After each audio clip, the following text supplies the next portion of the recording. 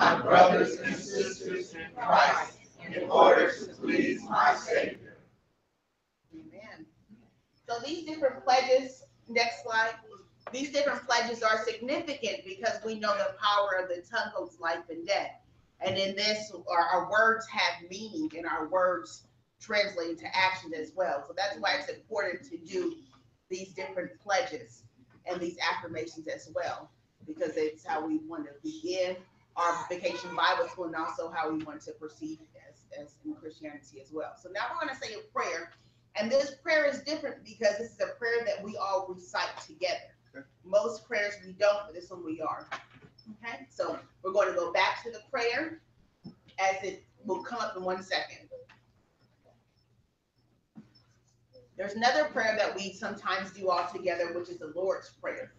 But we're going to go back to this prayer right now. So ready, begin.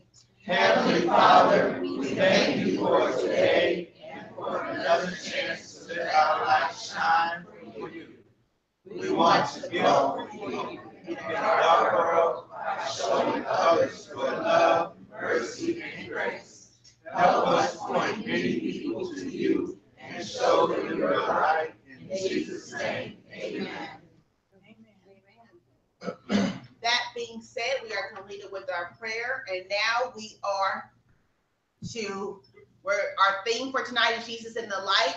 Our song that we already sang a song, but we'll sing another song, which is Yes, Jesus Loves Me. As we are going into our class, as I already mentioned, the scripture for the day is the Beatitudes. And turn to the next slide, we're going to sing Yes, Jesus Loves Me as we're breaking up into our class. So go to one more slide. I'm going to announce the classes really quickly because I see the time is going. So our different class that we're going to break up to is the preschool Sunbeams. Raise your hand if you are 0 to 4. If you're 0 to 4. Okay, 1, 2. We are going to go with our teacher, Miss Percy, who is she already in her class? You know, okay, who is already in her class. We will all go. Oh, she's right here. 0 to 4. After that, we will have our primary sun rays. Our primary sun rays are ages 5 to 8. Raise your hand if you're 5 to 8. If you're 5 to 8, you have 1, 2.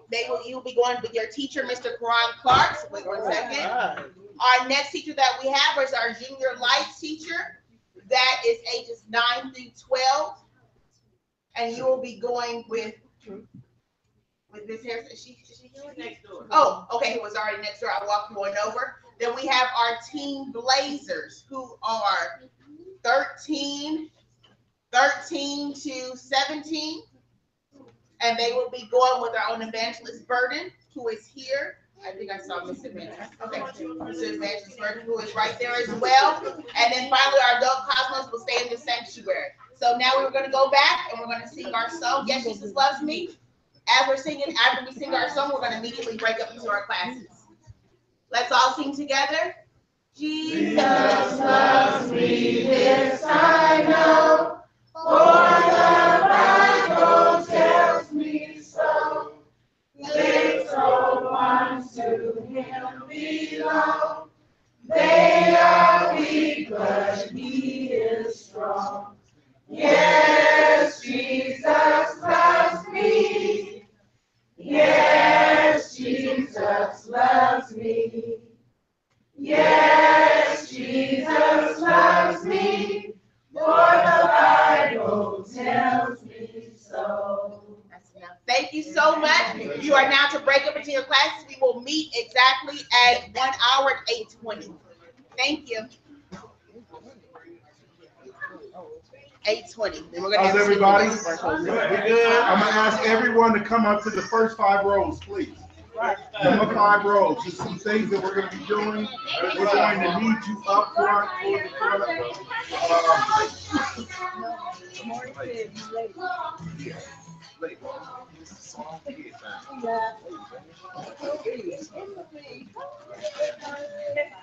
I really hope and pray, first of all, I thank you all for being here. Thank you all for being here on time. We're going to get into a lot of things that I believe are going to be life-changing. When we go through this course, understand this is just the beginning. Come on, first 5 rows. Come up front, Arnie Shay. Come up front. My new secretary, come up front, right by me. I might need something. Amen. First, we believe what's going to happen on this, just to let you know, we're going to be sharing some information with you. The First Lady and myself went away and learned a course on how to really teach this course, which is called Relation Strong. We went through one course on Marriage Strong for married couples and one on Relation Strong. Relation Strong is geared towards having taking care of yourself. Really deal towards yourself and then learning how to deal with other people. But you have to learn yourself before you can really learn other people. So this is what we decided to do on this particular, at this particular stage in Vacation Bible School. We've been wanting to teach this. We have actually taught this to quite a few people on individual basis, but never in a group setting. We think this will be very beneficial for you. We want you, though, as you go into this, we want you to really pray about this, and we want you to feel open, because a lot of this that we're going to deal with is not just lecture. Some of it is lecture. That's where we just talk and you listen, okay? A lot of this is going to require you giving feedback and actually your participation. So as we put down here, we're facilitators. We're not teachers, we're facilitators. We want to be able to help you through this. I know you're probably interested. We have some handouts. I don't think we want to give out a whole bunch of handouts tonight, but some of the things that you're going to be asked to actually fill out and give your participation. So it's not going to be just handouts where you're just reading stuff. It's going to be handouts where you're going to have to do things. So we need you to have like a pen or a pencil. So get something together. We have a pen or a pencil. You may want to, if you have a highlighter, you may want to pull this out, because this stuff that we're teaching tonight is for you. This is not just like Bible information that a lot of times we get in the Bible, we kind of put it away. I want to try to get where I can see everybody. So that's why I asked y'all to get in these roles, but kind of get where I can see you. Don't hide behind nobody. I need to be able to see you all. So kind of spread out a little bit. This room up here, there's a lot of room over here. I want to be able to see you all. And I want you all to be able to see me. And I want us to be able to open up, because we're going to be sharing some things tonight that are not only biblical, but it's intimate things about us. Okay? Only way for you to really benefit for this is yes. Okay. Oh, well, it's all right. She'll come here. Is to really open up. Is to open up. Now, I don't want you. One of the things I want you to understand right now, we're a church family. Okay. Everybody, pay attention to me right now. This is so important before we even get into this. Stephanie, kind of come up front so I can see you. One of the things about a family is this. Y'all tell me before I even answer, what is it about a family that's unique versus just being, say, a church? When I say family, what's interesting about a family? What is a family? There's some of the characteristics a family has. Yes. Family has privileges that others do not. Have privileges that others do not have. What else? Family. Families stick together. Families stick together no matter what. Families, usually, a good, healthy family does not try to hurt one another. Right? What else? Support each other. They support each other no matter what. I mean, they're going to have each other's back. And family does not intentionally do anything to harm another person. And the family, even though family gets mad at each other, what does family do? Love them together. And they stick together no matter what. Even though they get mad at each other sometimes. And we get mad. Y'all got family somebody get mad at? Angry, but you still love each other. And you do whatever you can. So keep that in mind. So when we're talking about this, we're all family. Okay? Because some of the things that we're going to talk about are probably a little intimate. Now, if you get to a point where you don't feel like you want to share it, just say, I'd rather not talk about this. I'd rather not share this right now. However, let me give you a caveat. If you do share, it will not only be eye-opening, but it can actually break some of the different curses and bondage and yokes that we have that are tied up, that we never let go. When First Lady and I went through this course, just to let you know, we went through it the first time, and we went through it with myself and Pam, of course, and then also Greg and Cheryl. And we went through it with another couple. We were trying to get y'all to go. Another couple and also the teacher. And when we start talking about these things, some of the things that we shared, we had never shared with anyone. And some of the things that came out, it became tearful even. We started crying about it because it's things that we never shared. But at the same time, as we shared it, as the person was sharing it, all of us could relate, and also we supported the other person because it really helped heal. And a lot of times we can heal with certain things from our relationships. We can heal over certain things because we hold it. You know, we're holding. T.D. Jakes made millions of dollars by teaching one area that was called Woman Thou Art Loose. Y'all remember it, Woman Thou Art Loose? When he dealt with women who were holding on to issues and in bondage over things they have for years and years. And sometimes we hold on to stuff and we never let go. So with that said, we're going to go ahead and begin. Let us begin with a word of prayer. Father God, we come in the name of Jesus. Thank you for this day. We thank you for this course. We thank you for an opportunity to share your word. Now we ask that you open us up in Jesus' name. Amen. Okay, for the next 3 days, all we're going to be dealing is in relationships. One of the things, a suggestion from my son-in-law after we taught this is going to be introductory. We're just going to have to do an introduction because it's too much in depth. As we go through this, we're going to get your feedback to see if this is something you would like in a longer version later on. But what we dealing with relationships because that's a way of connecting. We connect with everyone through our relationship. Relationships mean it's going to be at least 2 people involved, right? Relationship. In order to have a relationship, you got to have at least 2. Amen. It takes 2 to make a thing go right. You know, it got to have at least 2 people. Okay. Now, what we have in a relationship is mutual. You give, I receive.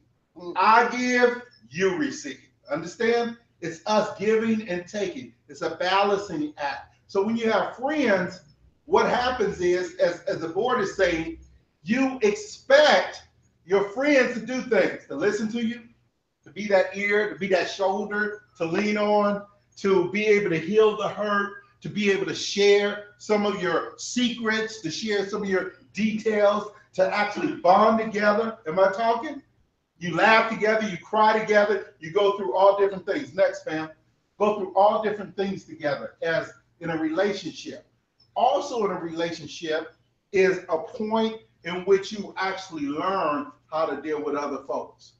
What happens in this generation right now, and where we're at this society, is that our young people especially, they're to a point with the social media, they don't know how to deal in relationships. Come on, talk back to me. You know, we text each other right now. We use people on the Twitter or Facebook stuff, but we don't share with people. And therefore, our relationships are not growing the way they should. So relationships at the beginning, we just had our baby. We just had little Daniel today. Daniel knows that when he cries, somebody's going to come take care of him, right? Tyler knows he's throw a tantrum, he's going to get some attention. Teenagers know ways in which to get attention, either by excelling or acting out. They're going to get certain attention. We all learn this, and this is how we kind of pattern our relationships. We learn a lot from you. When we're a child, we learn how to deal with people. Am I right about it? We either learn either correctly or incorrectly, we learn how to deal with people. Next fam, please. Okay, secret of good relationships is the potential to have meaningful and effective communication with someone. Read that Proverbs together, 25:11. Read it for us. Timely advice is as lovely as golden apples in a silver basket. What that means is that if you can get good advice from someone and work their way, you go. How many of y'all got somebody you can go to? Get good advice. I'm thinking about doing something. I'm thinking about going this way. Does that make sense? Okay, better your relationship with people to deal with, the greater your chance is to live peaceful and enjoyable. If you got good relationship, you got a better chance. Not guaranteed, but you got a better chance to be peaceful and enjoyable. Read that other scripture. The heartfelt counsel of a friend is as sweet as perfume and incense. I love that scripture. So if you have a good friend, it's worth so much. And it's a beautiful fragrance. It's a beautiful thing if you got a good friend. Amen. If you got a couple of good friends, you got people who you can trust and it depends on. But relationships are challenging. Sometimes they can be stressful. When we talk about relationship now, We're talking about all different things. I'm not talking about just husband, wife, boyfriend, girlfriend. I'm talking about all relationships. Boss and employee, mother, child, okay? Church members, we're all in relationships. Everybody's in some kind of relationship. You got me? Some of our relationships are whack, some are good. So when you're talking about relationships, this is what we're talking about. They can be burdensome. And the problem is this. Problem is not when a relationship is good, like y'all rolling, everything is perfect. You know, it's easy to be, I always say with married couples, it's easy to be in the honeymoon stage. It's easy to be rolling. I always say, I ain't got no problem, a relationship with my wife when I'm on a cruise. Ain't got no problem. You know, I got it going on. We on a cruise, we on vacation, we ain't worried about issues. I got to worry with none of that. Everything is perfect when I'm in Jamaica, eating my tie on the beach. I ain't got no problem like that. But the problem is dealing day to day. The problem is when you have issues. The problem is how we gonna pay this mortgage. How we gonna deal with these kids who acting up. How we gonna deal, the boss, them is after me.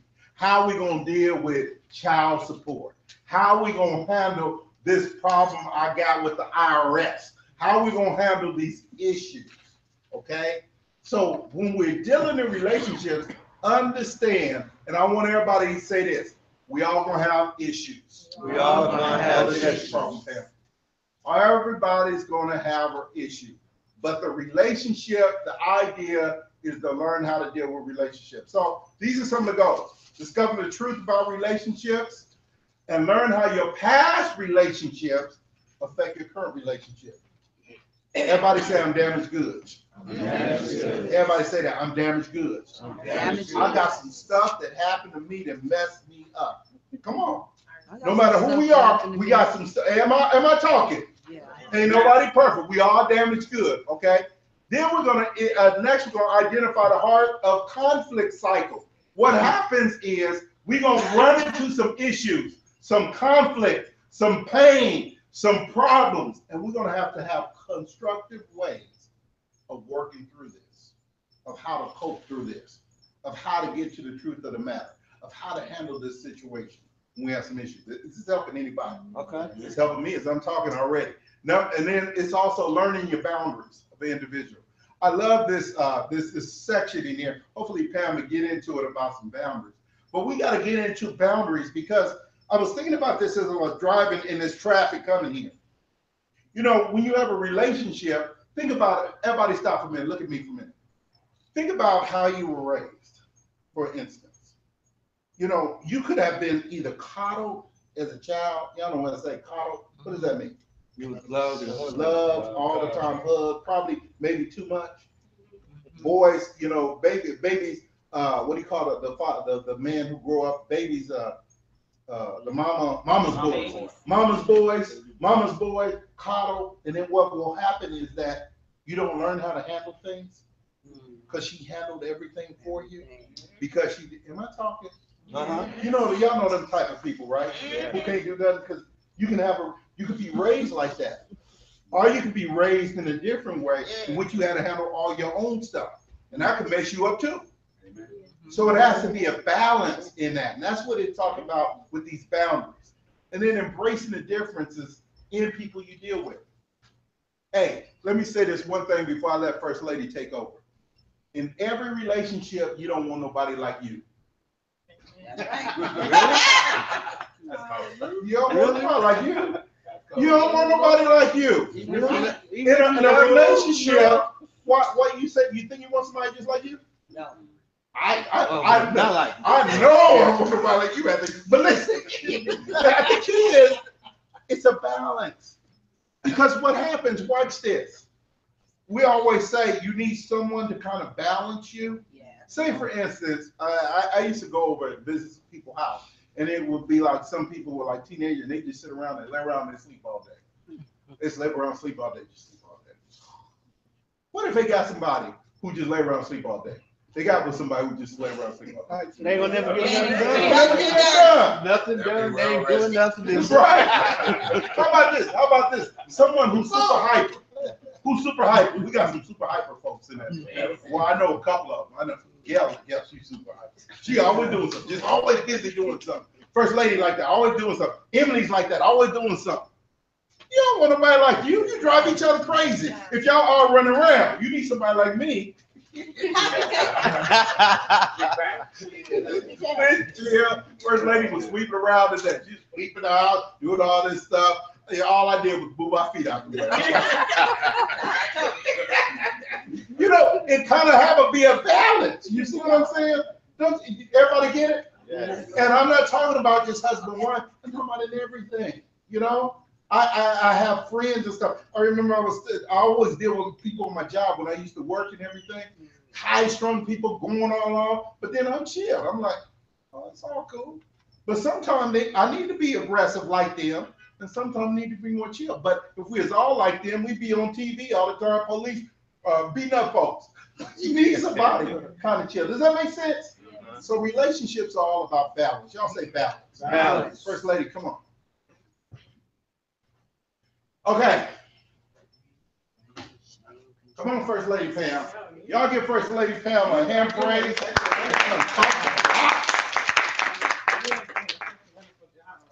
Keep going. This is my co-facilitator. Make her talk. So what we're going to do is talk about the 4 cycles of pain. And pain causes us a lot of great stress, right? Yes. I can say every time I get into a conflict, it can be with my husband, it can be with my children, it can be on my job. It all takes me back to an initial pain cycle in which I experienced. So we're going to talk about, in talking about pain and the 4 categories, there are 4. Blame is 1, shame is 1, control is another pain, as well as escape. Okay, baby, if I'm gonna be up here, that means you have to work the computer. All right, next slide, please. Okay, so blame. Can I get someone to read one of the cycles of pain? The blame. Blame. When they feel such pain, some people have a blame or anger response.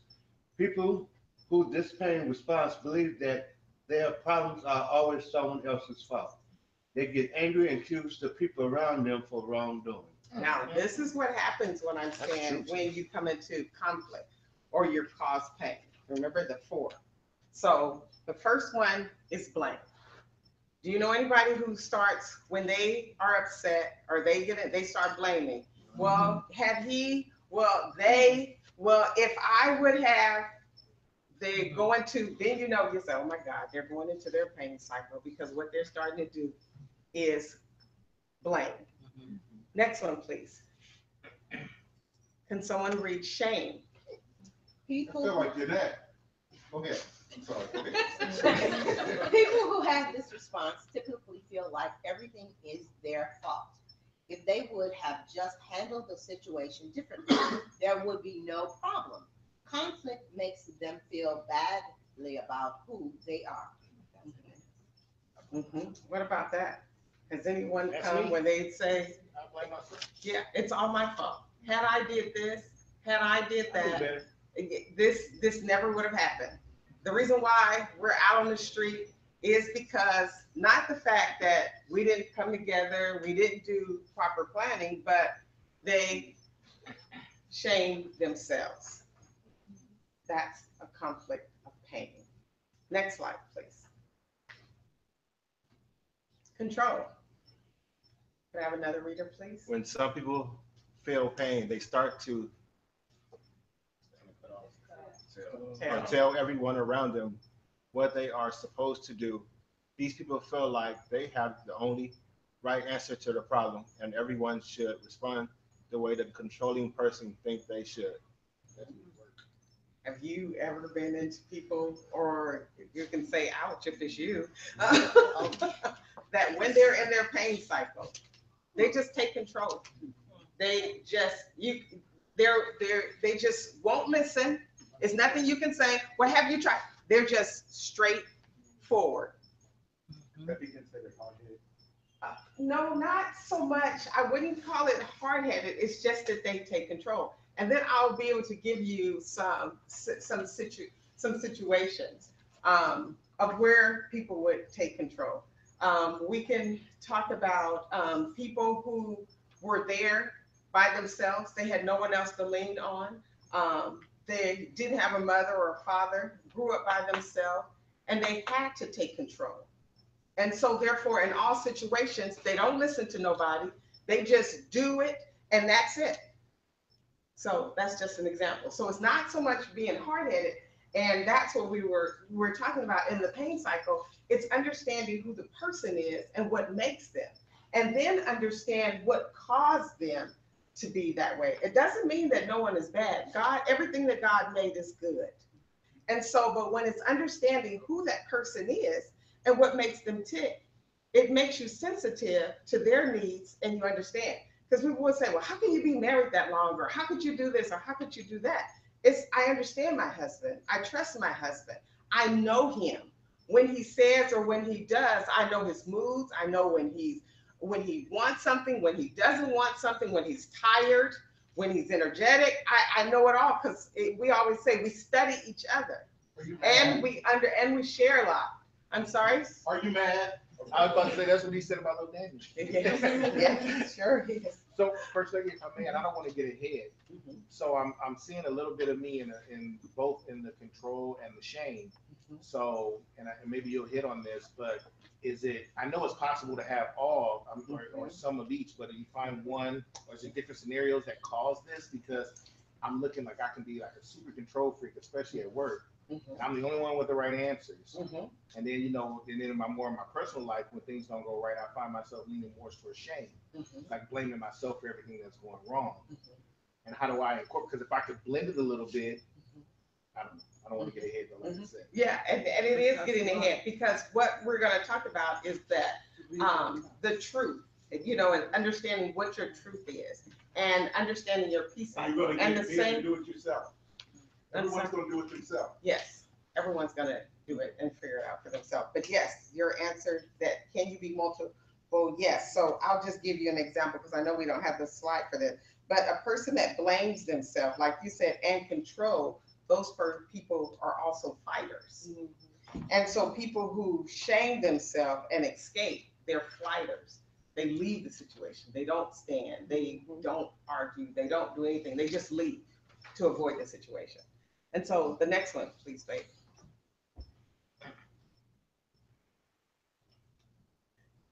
Escape. Can I get someone to read escape, please? This person refuses to deal with conflict. They will flee the conflict, either physically leave the room, get in the car and drive away, or check out. Use alcohol, drugs, pornography, social media. They will do anything that will keep them from having to think about the pain. And so these are, you said, can I be all four?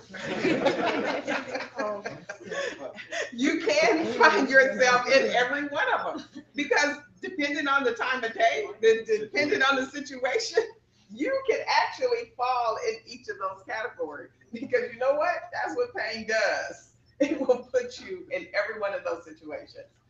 And so you're gonna go to the third one, and then I come up back here. Oh, here? Okay. Go And ahead. so what we're going to do is talk about, we're gonna break into Pastor and I, break into our pains and conflicts, so things that cause this pain. And this is where he was saying, when we were in the room, and everyone told, when did they first realize, when did they first encounter pain?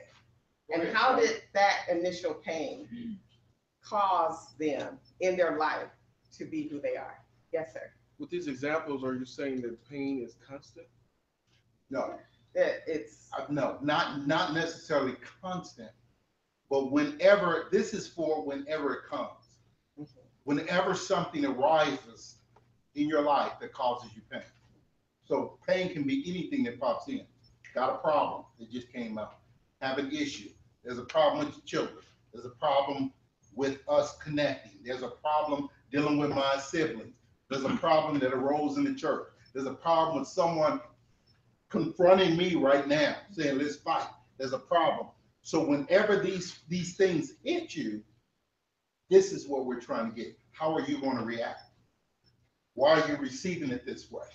You know, where did that come from? And that's what we're going to talk about, okay? All right, so the idea is when you're in a relationship, this is not about relationships going great. This is about when it becomes painful, okay? And that's why we said it's a self-analysis of yourself. Because you can't say, oh, my other half does this or my other half. We first have to deal with self. Self is first. Real quickly, I want to tell you my story of my first encounter of pain. First of all, let me tell you all that don't know me how I grew up. I grew up basically, that's why I mentioned that saying about a mama's boy. I was a mama's boy. I love my mom, Faye Kressel. I had a picture I was going to throw up there. It's a picture of me being a little bitty guy, probably about 3 years old, with my mom, next to my mom, me chewing on like a telephone cord, her doing her job. I grew up that kind of guy. And I grew up in the house, of course. I have 4 siblings growing up. Grew up with 3 other siblings. The fourth, the other girl don't count. But grew up with 3 siblings. And in that household. And the key was when I grew up like that, I felt I was the favorite child. But I was a middle child. I was a middle child. So being a middle child, if you have been a middle child, you're often a forgotten child. Yep. So I grew up as a forgotten child, really. My mom, I used to say most of the time, even though my mom loved me and she adored me, I was a good kid and everything, but I was like the forgotten child. So I would have to do things in order to really earn their attention. And I decided a long time ago when I was a kid that I wasn't going to act out, because I learned when you act out, you got whoopings about. You got a beat down. So I don't want to beat down. So I knew the only way I could make it is to be the best. So I worked real hard trying to be the best. I worked real hard trying to get my grades. I worked real hard my father was a coach at sports. I worked real hard at whatever I got. And as long as I was doing what I needed to do, I was always on top. The problem was this. There came time when I couldn't be the smartest anymore. And I couldn't be the best at sports. And I couldn't do anything in terms of excelling. So I became really that forgotten Mr. Invisible again, you know, and I started fading out. So what would happen at those type of times in my life, no matter what it was, if I was a kid, when I got in high school, later on, whenever I got to that, I felt like hopeless. It would hurt me. I always felt these pain, powerless, invalidated, like I wasn't important, like I needed to do something, and I need someone to say, you did a good job. You know, you're okay. You're wonderful. You're doing that. And as long as I had that encouragement, I could climb the highest mountain. I could leap through valleys. But I always needed someone to say, you did a good job. You did a wonderful job. You always even will see when I preach. Did you like the message? Did you enjoy the message? I'm waiting for y'all to say, good job, Pastor. And I'm like, cool, all right. Or I don't want everybody to say, oh no, that was horrible. I'm like, ah! That puts me in my pain cycle because I'm a pleaser. I want to do the best. So really, that's my pain. Okay? So, go to the next. That's my conflict. So, when in conflict, when something hits, it's painful. I feel hopeless, powerless, and invalidated. Y'all know those words, right? And what happens, this is my coping mechanism. When I don't get that pat on the back, if you would, when I don't get that vote of confidence, I start to whine. I become needy. I need. I be like I just said in the message. Start acting like little Daniel. Like I need my diaper changed. You know, I start to act out. I'm telling you, this is me. I'm being serious. I may hide. I may minimize the situation. Oh, it ain't that important anyway. Oh, it really don't matter. It don't really, you know, it's not. And I go into kind of a shell, if you would, my own private shell. That's how I am for real. When the lights are out, that's how I am. I'm doing my best and I'm pushing to get everything out to give y'all the best. But if I don't, I feel bad about it. And that's my personal way of coping. I found that naturally. Now later on, you're gonna see how I can break through that. This is how we get. So I'm telling y'all how I am because you're gonna do the same thing, okay? I want you to think about it. We're gonna teach you how to do that. All right, I'm done. Okay, now, I'm gonna go into my thing cycle when I first experienced. Did that make sense to everybody? Yes. Okay, all right, Did listen. it make sense? Because, before I go into mine, that made so much sense to me in understanding my husband. Because I'd be like, oh my God, he asked me, how did he do on his message? And what I see is everything he did wrong. And so I would say, oh, you said this. Oh, did you know you said this word when it actually should have been this word? And you said this apostle when I know you actually mean this apostle. But what I was actually doing was sending him into his pain cycle, thinking that I'm being helpful because I want you to be perfect. I'm like, baby, you didn't do this and you didn't say this or that and the other. Now just think about that in your lives. And it's not your spouse, or it can be your sibling, it can be your parent, it can be a friend, but it's understanding who you are and understanding who they are so that you'll be able to have a strong relationship. Now, mine is a little sadder than Pastor's.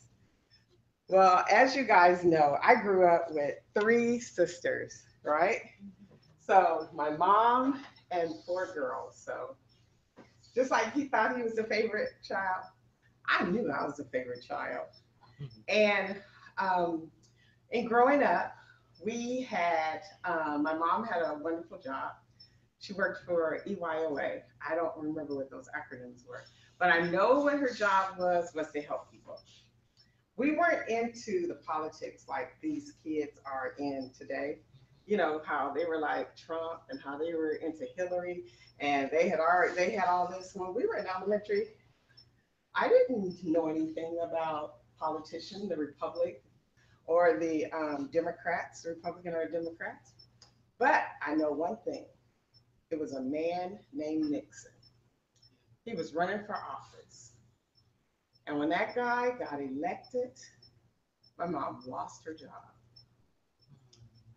Losing her job, I didn't think anything as a child, You don't think anything because, as I said, we had a car, we had TVs, we had clothes, different sets of clothes. I had church clothes, play clothes, school clothes. I'm sure you guys had the same. And not only that, I had different pairs of shoes. So, job, okay. So she lost her job. Next, the lights weren't working. Came home, the lights weren't working. So to me, it's like, make a game of it. I'm a kid in elementary. Who can find me? You got to take the bath before the lights go out, or you're not going to be able to see. So it became a game. But next, the gas went out.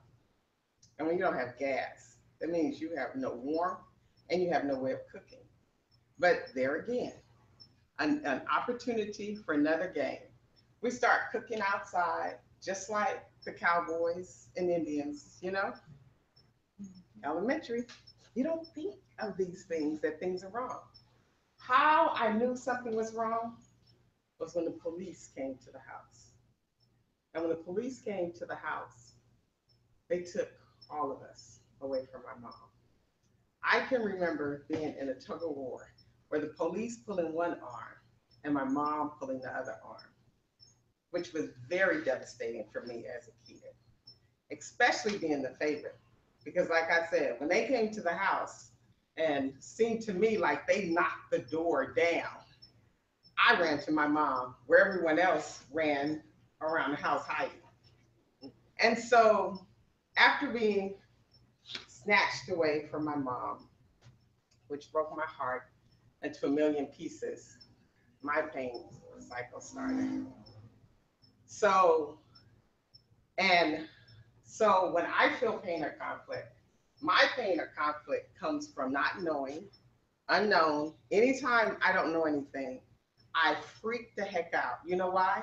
Because I go back to when I was a kid, and it's like, if I don't know, something's bad is about to happen.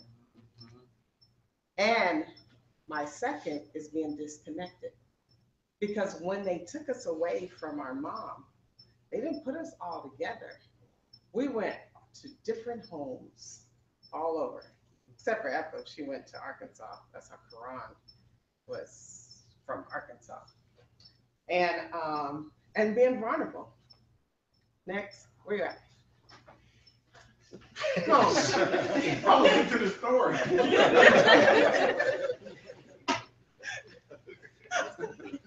Gonna be crying. So when I feel any of those pain triggers, I become demanding because I have to know.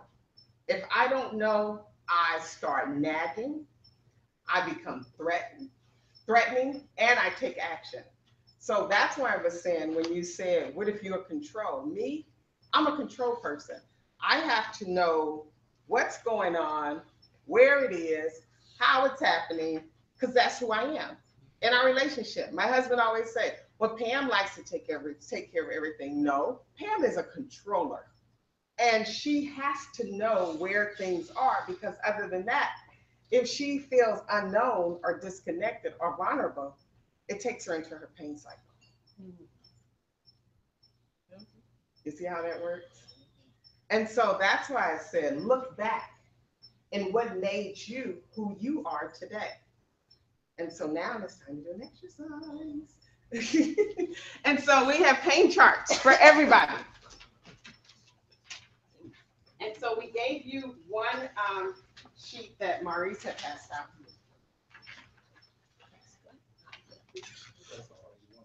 Huh? Yes, please. Have they been passed to everybody? No, the ones I had passed out was the one about the employer. I thought you were going to do that. Okay. Okay, so what you have, everyone has. Number 81. It says page 81 on top of it. You have one that say page 81 on top? So he didn't want me to give everybody a set. He wanted them to have one by one. Yes. And so what it says is, I'm sorry. When I'm in conflict or argue, I generally feel, and you're going to select 3 that you generally feel. Does everyone have it? No. Does everyone know what we're talking about? Look for number 81. Pam, you made enough, right? Yes, sir. I made Page sure. 81. If you have any extra, let me have. Let me see. What?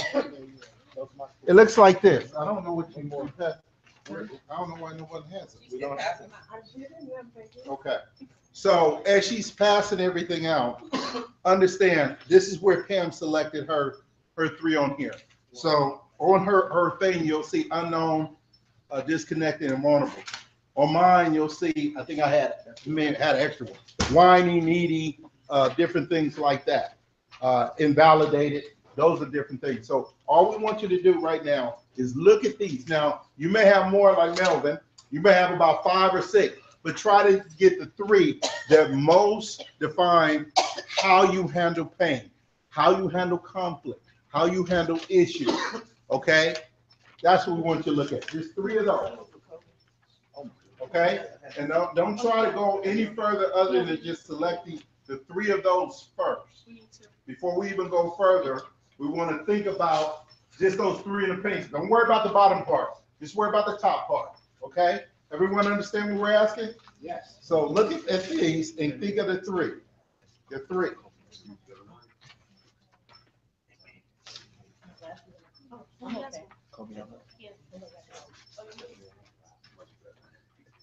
Anthony needs one, Pam.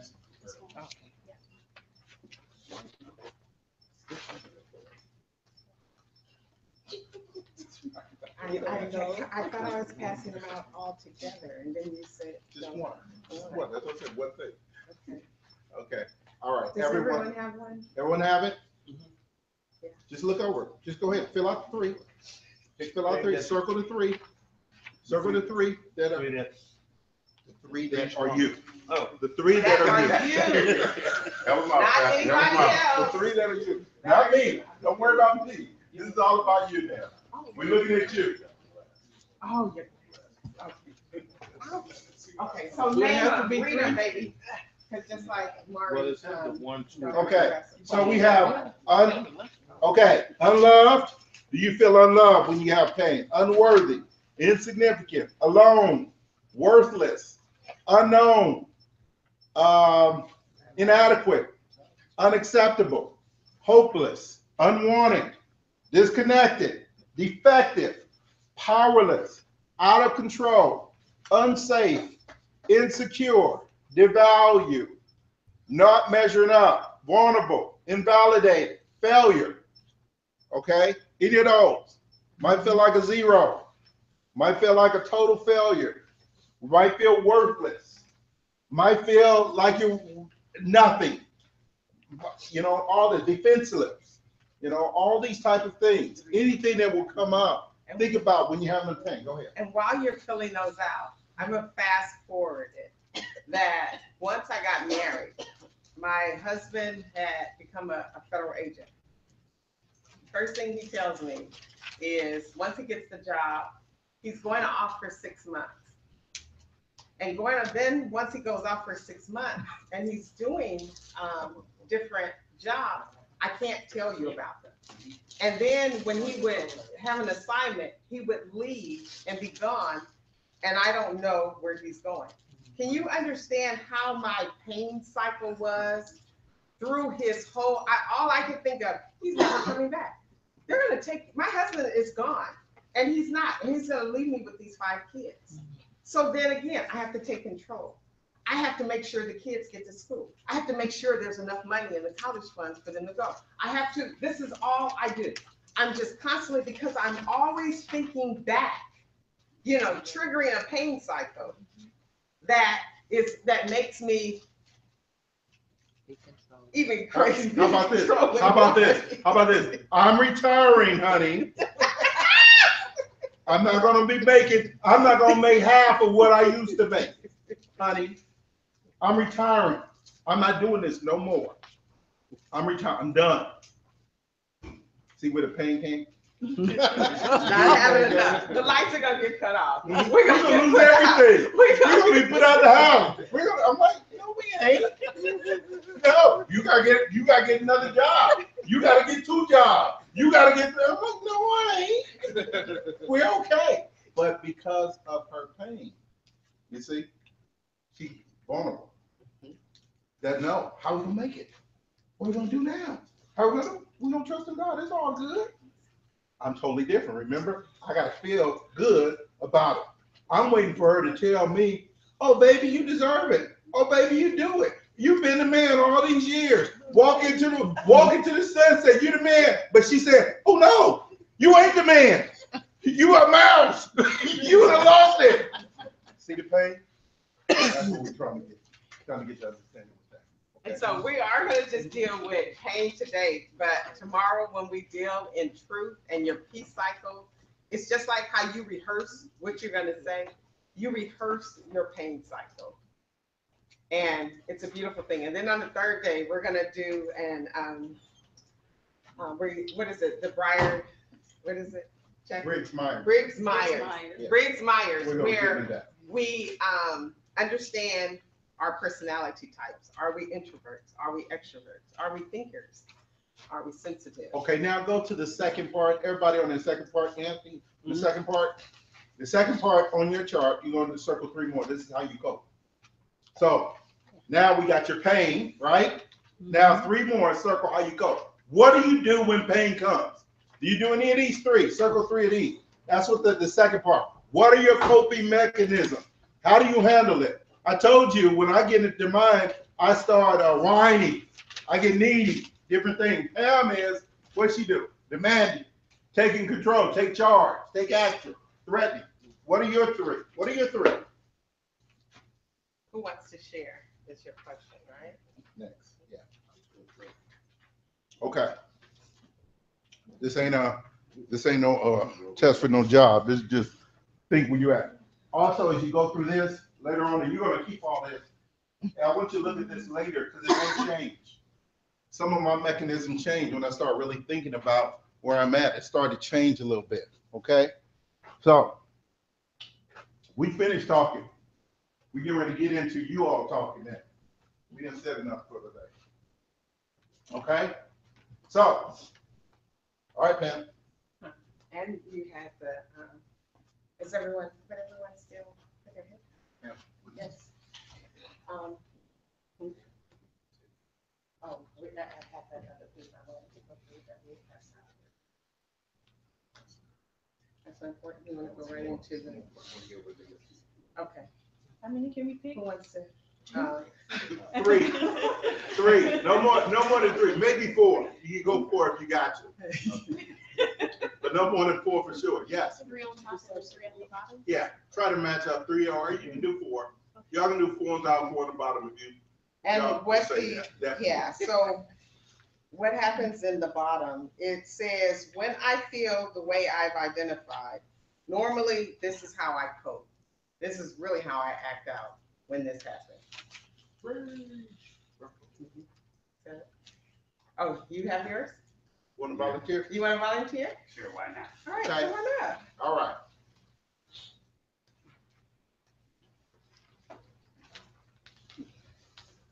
Okay. Excuse my dress, but I just can't. Oh, You are fine.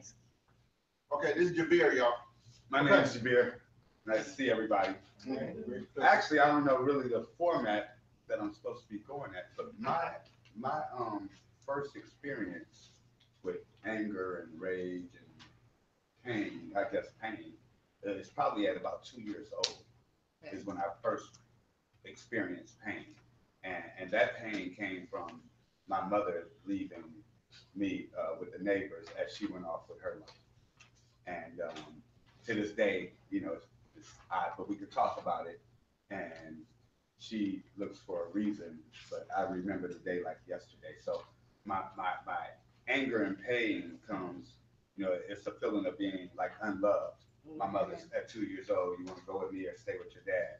He was at work. I don't know, my daddy's way. My dad thought it was the right answer. It actually was the right answer because he made me the man I am. So there's a feeling of being unloved and then unwanted, because you go through life and you're always asking yourself, well, I'm saying you, but I'm talking about me in a third person. Why did my mother leave me? Why didn't she want to be a part of my life? And then as I got to meet her, as I got older, I talked to her and never really got true answers from her. It was always, you know, well, I could explain, but every time she explained, it's a different story. Like, you didn't say that the last time. And that's not what I remember. The tough part for me was I would hear what she said, but I remember. I remember like yesterday. It's funny how I can remember down to the clothes we all had on, me, her, and my older sister. So then as I got older, I kept a picture of my mom on my dresser that I would look at, which was kind of maybe a little bit offensive to my stepmom, who actually is my mother that I love, you know, to pieces. I mean, you know, that's the mother that raised me. But there's a level of feeling like a failure because how is it that I have a mother that we lived in the same house, she never called and said happy birthday, Christmas is always December, you know, a postcard, something.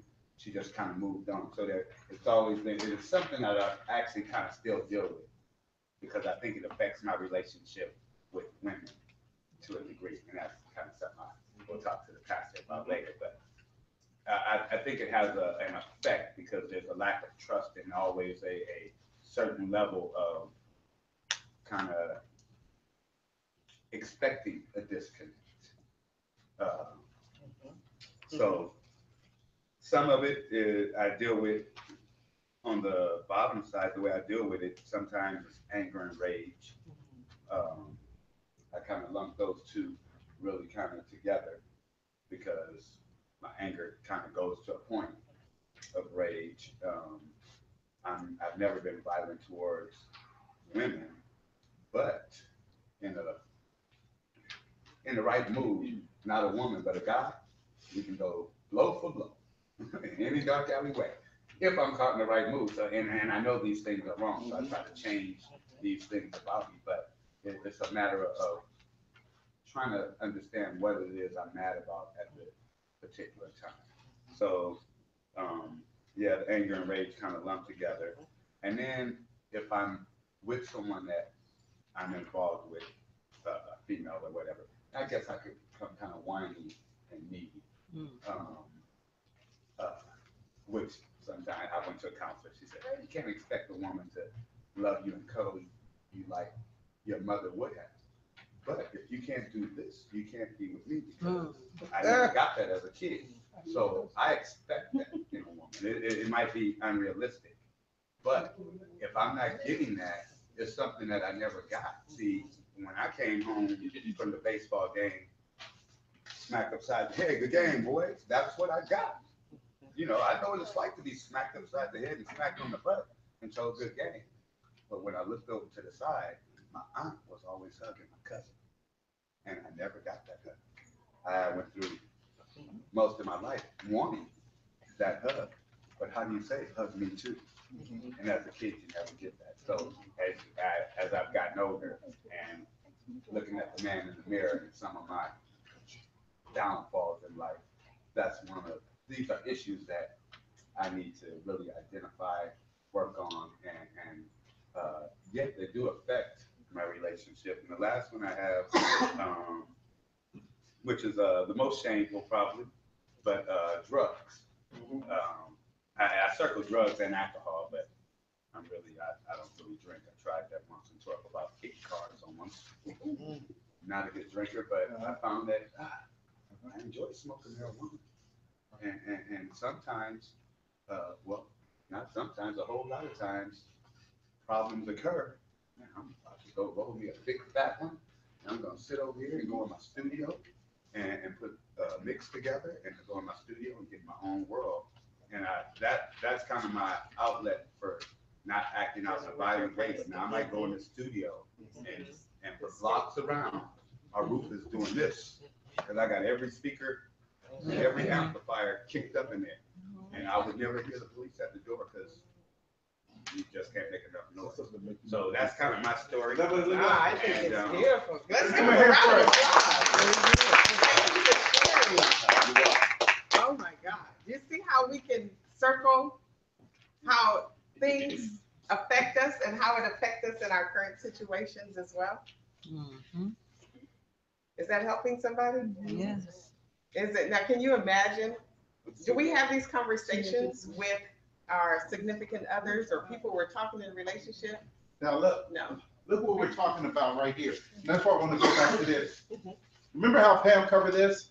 When we're in pain, we do this: blame, shame, control, escape. If you look at some of these things that Javier listed, that we listed also, some of these things are covered under this category. Okay, it's how we react because certain things didn't happen. Because of this, did we get any of this? As Javier was going through a story, did you see any of this? Yeah. Did you see any shame? Did you see any escapism? Yes. Huh? Yes. You see escapism. You see how it goes like that? These are different areas. He didn't get where sometimes we get in blame, rage, anger, different things like that. Control. This is how we seize it. Okay, anybody else want to share? Me? Anybody else? I'll share. Now see, as we went through this, and listen, one of the things that I want y'all to think about, this is not therapy, but this is really just to have you thinking at yourself. Are you in this area? Have you been to this? When you get these pains, just think about how you react, because how you react, it may be a good, you may understand why people shy away from you, why your relationships are strong, why you can't hold a relationship for a long time. Maybe because of some of these things. Maybe you haven't opened up. Go ahead, Mel. So I kind of found it triggering. It's something that I've known for quite a while. When I was young, my mother, I ended up moving out. It's like I had to be about 5 or 6. I moved out because she had a relationship with another man, and I wasn't really happy about it, and I didn't get along with him. And I ended up moving with my grandmother. And then my mom passed away when I was 8. So I've always felt unwanted. Then my father, and you'll see why I made that face every time I say Richard's name. He, oh yeah, son, you're gonna come stay with me, and da-da-da-da. And that was when I was 8, 9-ish, and then I hadn't seen him or spoke to him in over 30 years. And then I ended up finding him and called him on my own. But so I got this unwanted thing going on, and I feel a little inadequate sometimes. Larger guy, so sometimes, you know, if you say something about me and it don't go to work the right way, I might retaliate. And then it makes me sometimes feel as a failure, like I'm not good enough because I didn't do well enough, or whatever the case may be. And here, I don't know if I do it as much here. I always remember one time, but I can get, rage. I got an anger streak, and I can scream and yell, and even to this day, and I'm very not happy about it. But I remember once I was speaking at, it was Pastor and Wife's anniversary or something like that, and they had gave me directions on how they wanted to do. I was in scene, and they told me to have Pastor and Pam stand at a particular point in time. So when I had them do it, and then Princess said, "They already did it. They already stood there and did it," and I screamed, and I was like, you know, and I was at the little mic thing there, and you probably remember, right? Nobody else probably even remember, and I always felt real bad about it. But that rage, and it can control me, and I let the rage just really like aggressive rage. I've got all those going, and then I can hold grudges, Richard. So, you know, he called me every once in a while, and then I call him every blue moon. But like, I intentionally do not call him on Father's Day, on his birthday. You know, one day I waited to call him like after his birthday just to mess with him. And then the other one, and then I have this tendency, like when all this stuff is going on and I avoid a lot of issues, I would physically do this. Like if something's going on and it's something I need to do, I go, shake it off. And then I forget all about it and stop thinking about it. Whatever it is, you know, if it's bills or something need to be done or different things like that, I just shake it off and forget about it. So, and then, you know, just to backtrack, and I'm not going to hold up because I know we're running out of time, but the unwanted thing, and even how, like, because I'm on my second marriage, my first wife left me to be with another man. So it's like, so it just kept going and going and going. So, you know, I've let this rage, and I'm really not happy about it. You know, I could scream and yell at Melissa, you name it, kids. You know, there was a point, my wife would tell me in the house, she said she's walking around like this because I'm just always like on the edge, screaming and yelling all the time about everything. And I've gotten better, but it's not nowhere near I need to be. So. So your last one was what? So I got rage and aggressive. Oh, I do the shame and stuff for a time. And I avoid things. Pain. You have to write his pain Okay. first. And then... Yeah. So my pains are inadequate, unwanted, and feeling like a failure. I think all those kind of even go hand in hand. And then the rage and the aggressiveness, and that's just more like protecting myself. And then, you know, I do blame myself a lot for a lot of things, you know, like angry with myself because I never really reconciled with my mother before she died, and blaming myself and then blaming God. I've been all over the map. And then I just avoid things, you know, when it gets too much. Amen. Beautiful, man. Let's give him. Let's give him a hand. Let's do a lady. Let's do a lady. Any lady. Any lady. Who's coming? All right, here we go. Okay.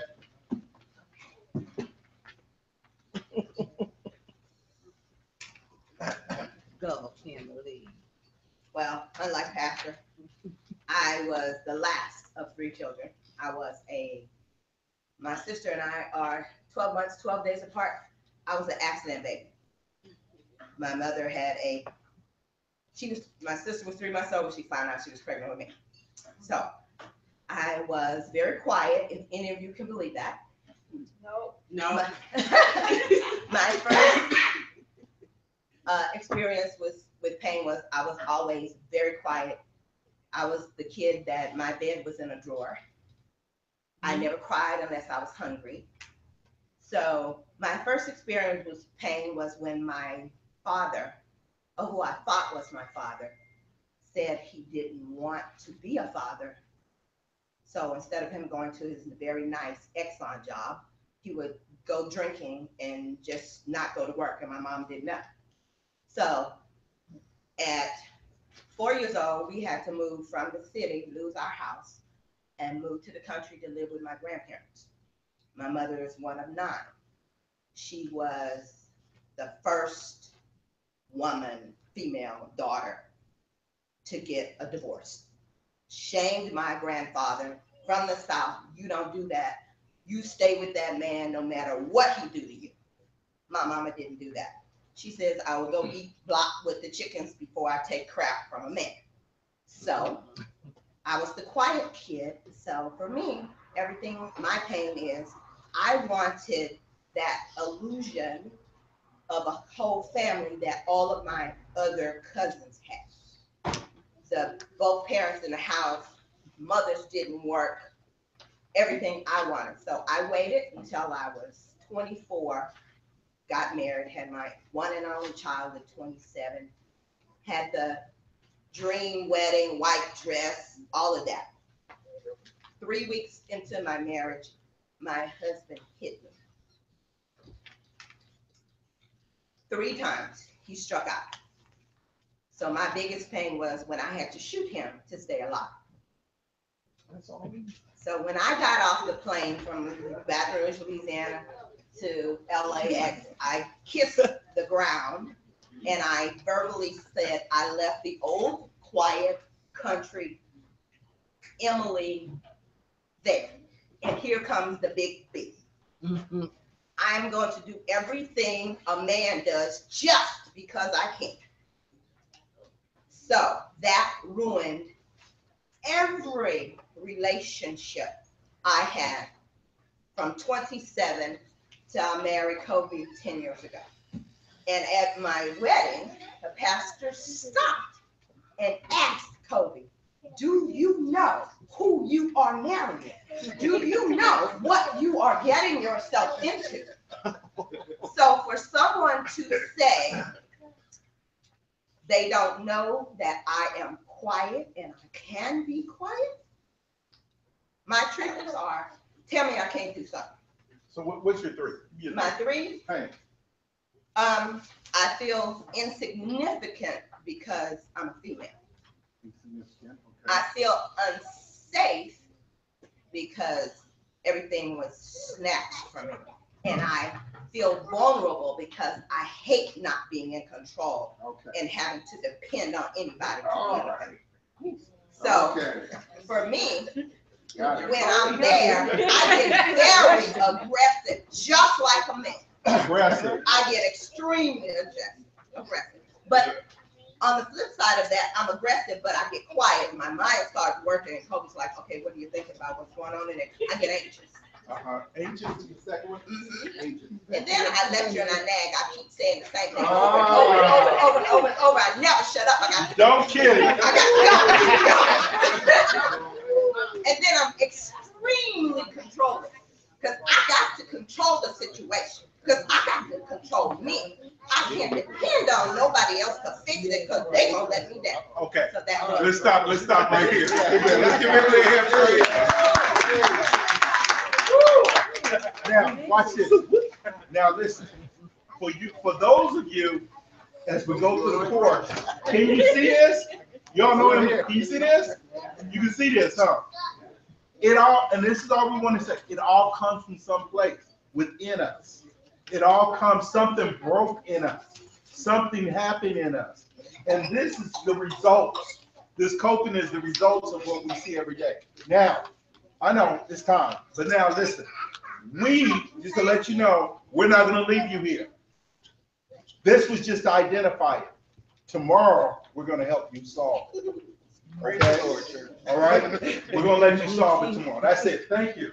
Do we give them the homework of the mirrors, the Friars, so they can do it? No. Give it tomorrow? No, we'll give it tomorrow. We'll give everything tomorrow. Okay? Go ahead. How did you guys like Vacation Bible School Day 1? Round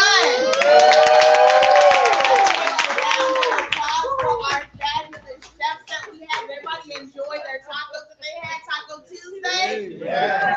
Yes, we had some wonderful food. So we give a round of applause and thank you to our chefs.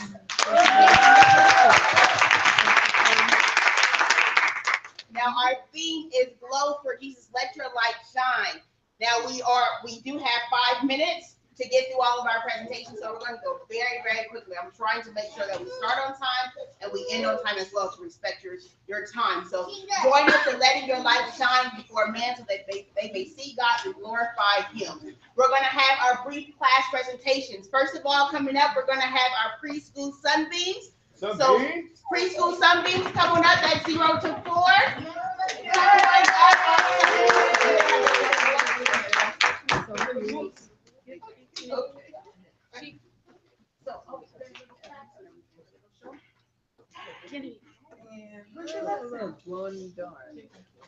Okay, they're gonna grab their lesson and they're going to show you what they did today.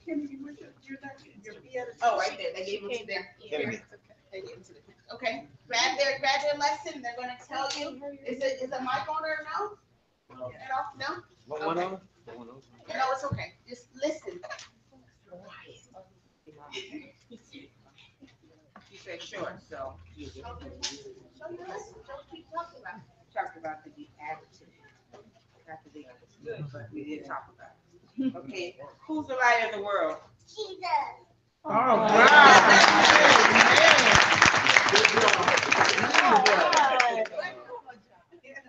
Next, we're gonna have our primary sun rays. Let's give a round of applause for our sun rays.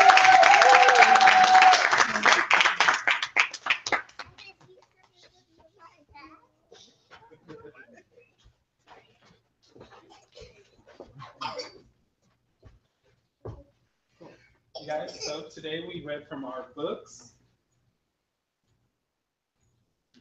We read from our books, and then we made our lanterns, and we learned our 2 memory verses, and they are, Shine. and I am the light of the world. Very good. Next, we have our junior lights. Let's give a round of applause for our junior lights.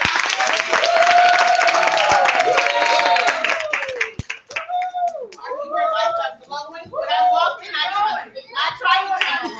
tried to turn on the lights in the junior light room, and I was told no, because what? We're letting our light shine. All right, class. So what were we talking about? We are the light of the world. Oh, we're talking. Oh, ow. We're talking about the attitude, but what do we call it? The beautiful attitudes. Okay, now let us recite our verse, verse 14 of Matthew. We are the light of the world. A town that is built on a hill cannot be hidden. All right.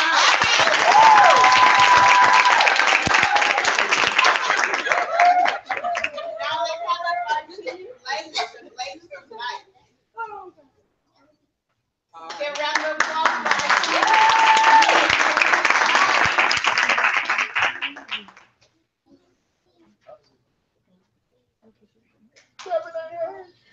Well, basically, everybody said the same thing that we already talked about, but just want to ask them again, what are the Beatitudes? Everybody, beautiful attitudes. And how do you exemplify that? What are some ways to exemplify that? Not being prideful. Being totally dependent on God. No evil in heart. Okay, and how are some ways that you can let your light not shine? How do you dim your light? By doing what? Not doing what? Not talking to others about God. Not studying the word. Not helping other people. And everything that you need to learn is in the Bible. So what do Bible stands for? Bible stands for basic instruction for Amen. And finally, Dr. Cosmos, can you give us a 15-second overview of what you guys talked about today? Let Jackie Ford tell us. What we talking about, Jackie Ford? All right, go Cosmos. We talked about our pain cycle, understanding where it came from and where does it lead us. Thank you. Now, if you enjoyed day 1 of Vacation Bible School, we have a treat for you tomorrow because day 2 is going to be even more fantastic. So, did everybody raise your hand if you had a good time tonight? Okay, I want to see those same hands, those 7 people, all here tomorrow. And if you like it, make sure you invite out a friend. Okay? So let's have an even bigger and better showing tomorrow. Let's see if we can double the attendance. And on the 3rd night, let's triple it. Thank you, and to God be the glory. We are done at 9:30.